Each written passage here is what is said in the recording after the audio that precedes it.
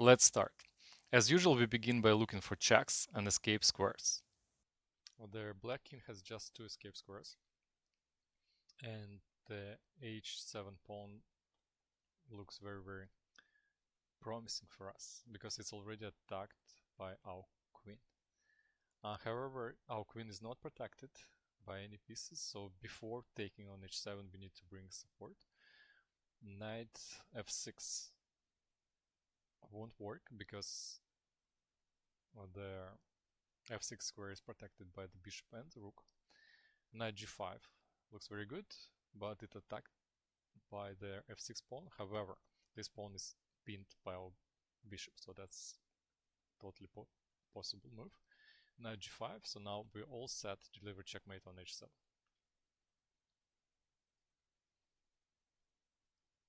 The black king has just one escape square on h8, and our queen is already attacking on h7 square, and it's not protected by anything but the king.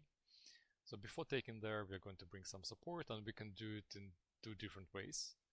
Knight going to g5 and then queen h7, or bishop going to b1 and then queen h7. That's the most common checkmate on the beginner level. Bishop b1 and now checkmate.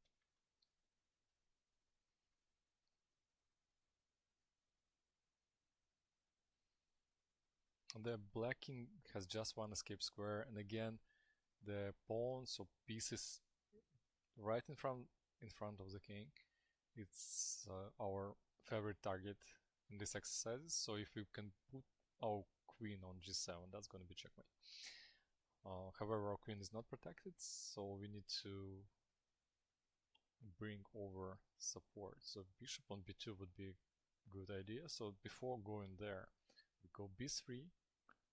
Now we bring the bishop here and give checkmate on g7. That's checkmate in 3. The black king has just one escape square on h8. Again, our queen is very well placed right in front of their opponent's king. So now we need to get access to their g7 square. So g takes f. Looks very good. So now we're all set to deliver checkmate on g7. The black king has 3 escape squares, and we have queen h6 check.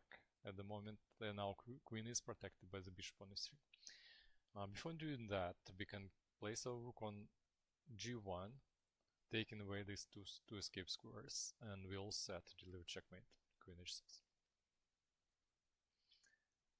The black king doesn't have any escape squares. These two are taken by our rook on d1, and we have one immediate check on f7.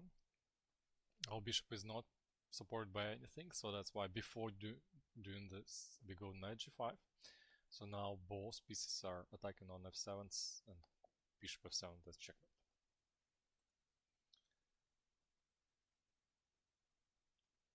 The white king has 3 escape squares, and we don't have any immediate checks.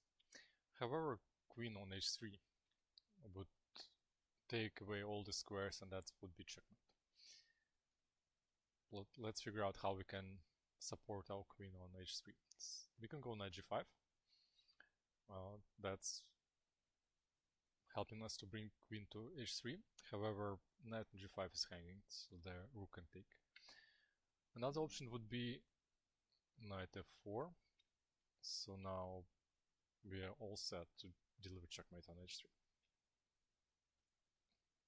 The black king has just one escape square on h8, and we have one immediate check, queen g8. However, queen g8 is not supported by anything. The king can take on g8. So before going there, we're going to go bishop b3. So now we are ready to move our queen to g8, and the black cannot take with their knight because it's pinned by a rook. So queen g8, let's check.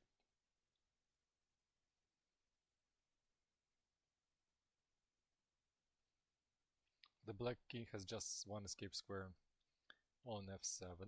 The rest are taken by its own pieces. So we just need to give the right check. So bringing our bishop on this diagonal would be very promising, and we can easily do that. We just move our pawn to f4. So now our bishop is all set to go to h5 and deliver checkmate.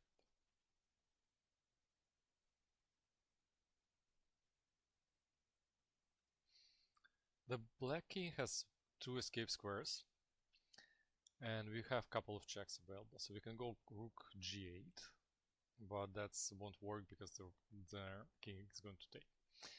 We could have double on g file, rook going to g4 and giving check after, but f7 square is still available for the king.